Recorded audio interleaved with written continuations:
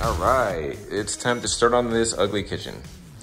As you can see, there's a lot of skylight, a lot of natural light, so I've already taken off the cabinet faces. We're going to repaint the cabinets. The walls are not wallpaper, that is actually painted on there. Very strange, but I guess it was an Arizona theme. So step one, I've removed all the cabinet faces. I've saved all the screws that mount the doors, and then I've started to pull the hinges off of the doors in preparation for sanding. So I'll go over that in a bit. Off the hinges. Everything's been pulled off. Handles, everything. Cleaned up and ready to go. Now what we want to do is wash them, degrease them. You do not want to sand in any type of grease or whatever is on these things after years of use into the wood finish. So first step, wash them, degrease them, let them dry. So I got the DeWalt portable sander, and I'm using these Diablo discs. I got 100 and 120, 120 being the final, 100 being the medium. Wear a face mask so you can get them, of course, with what's going on. Eye protection, highly recommend it. Gloves. And I also got a Dremel because I've labeled the doors, numbered them, so they go back in their respective positions. And when I sand them, the marker that I use will rub off. So I'm engraving the numbers in a small area on the door. They'll be inconspicuous once they're mounted.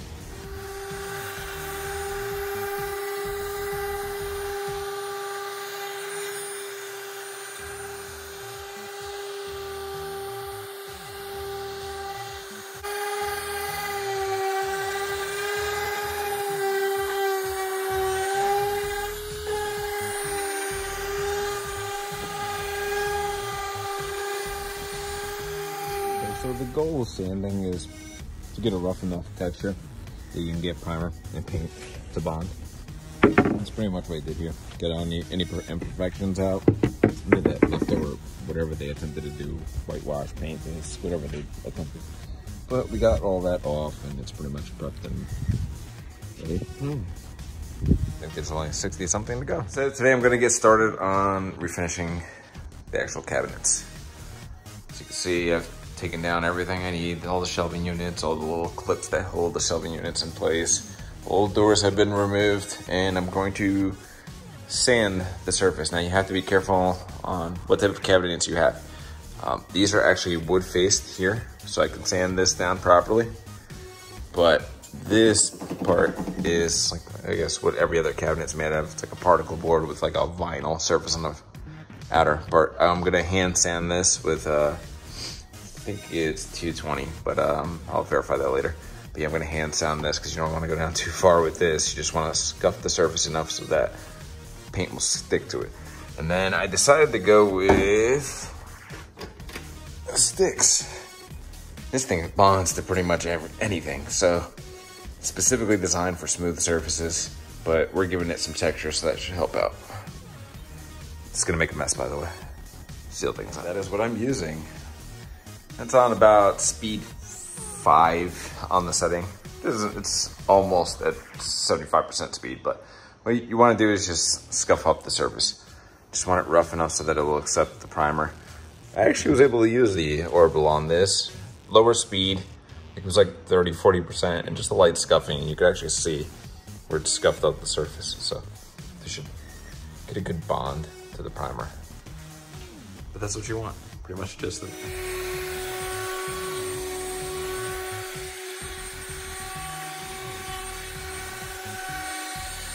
Okay, and everything's been sanded, ready for primer. Obviously, you have to clean before, but you can see it's got I don't know if you can tell, but it's like a rough texture to it now.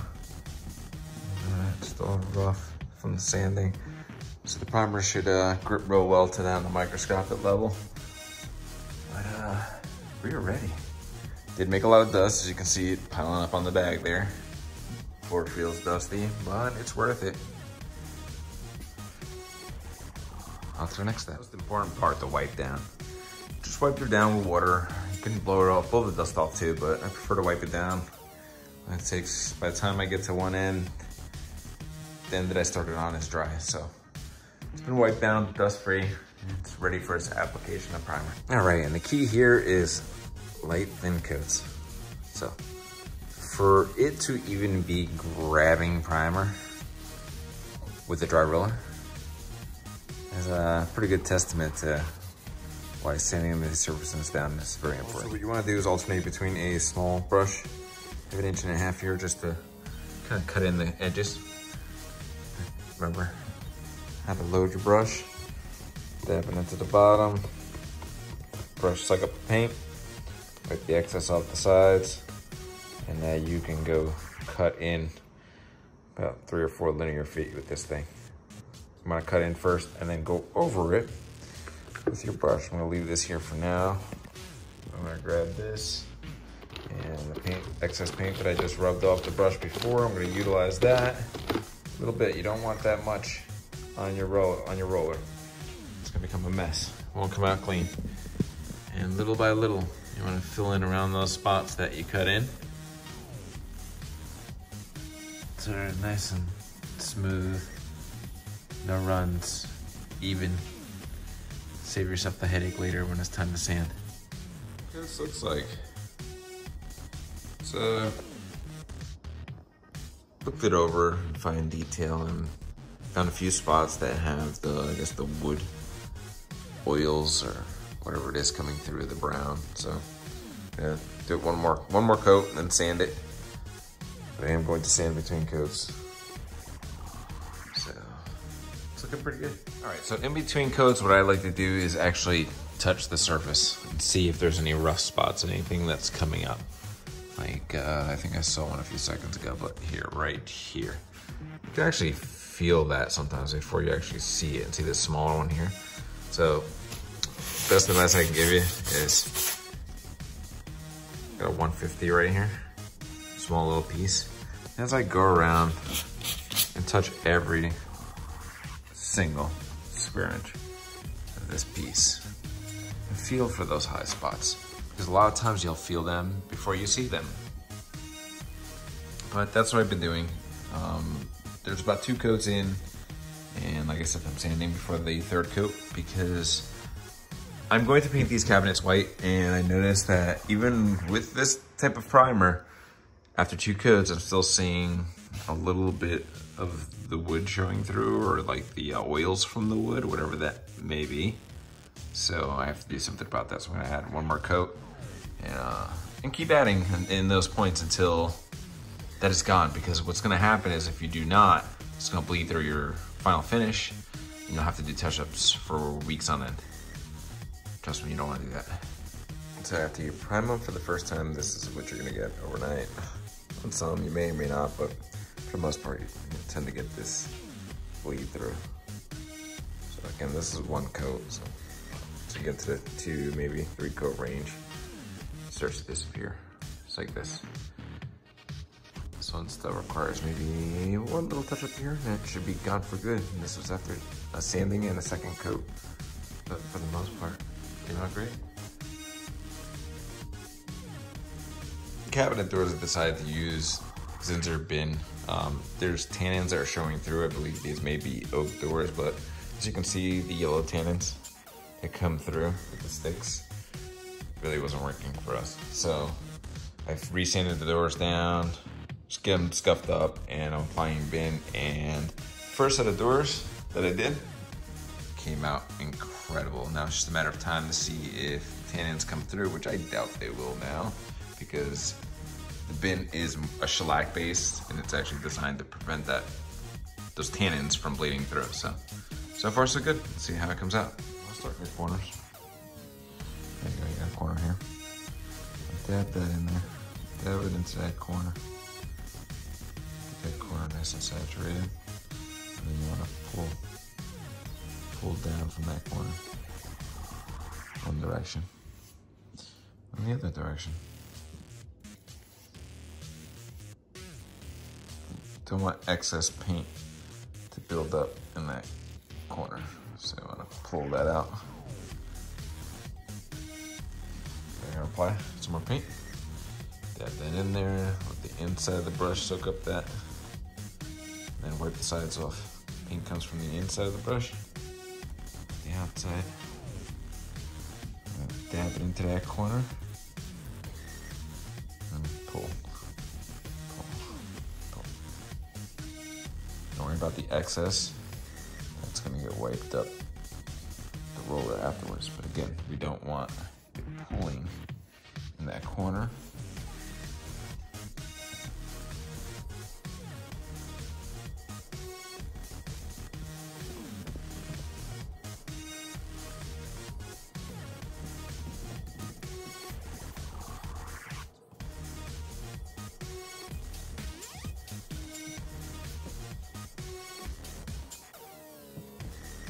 Once you have those intricate sections filled, then you want to go over it with a roller. It doesn't have to be wet, just dry roller. Not dry, but you know, somewhat.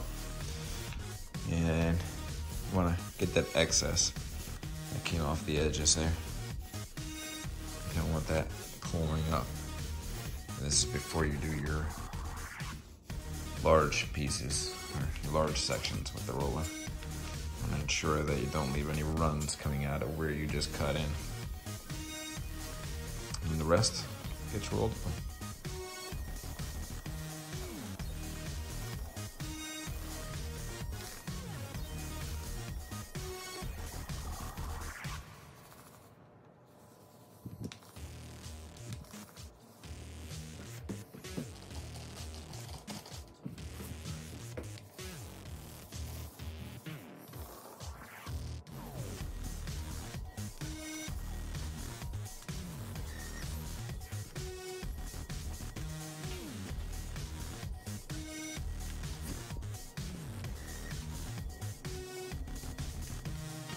You have a stark comparison between the two primers. So on the left, B.I.N Zinsser.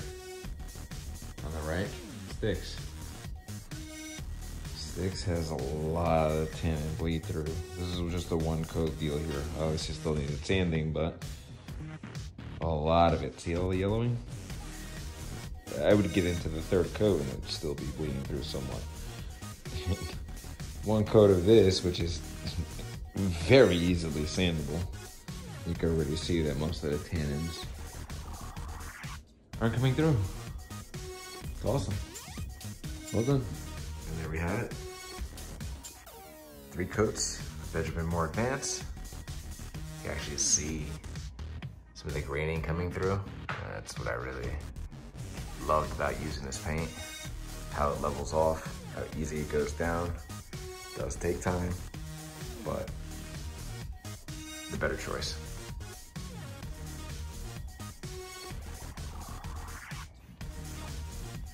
On the center island, we also went with an Advance.